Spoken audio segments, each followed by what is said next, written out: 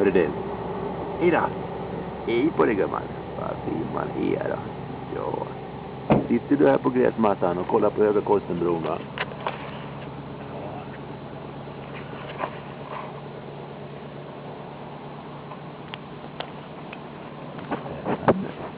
Spännande.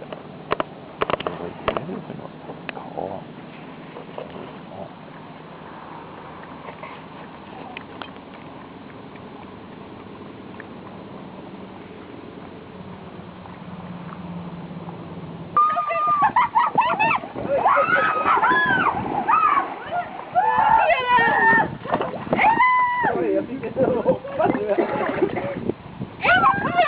Ja, gå till tjejerna då.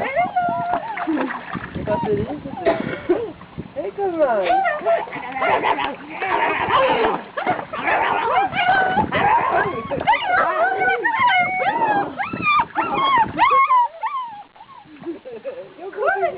Vad det Louise ut?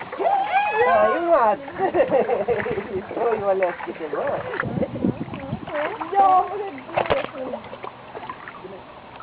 Jo, vad du kan va? Duktig vad han var. Jag vill inte vara med längre. Nej, precis. Det får du ta då.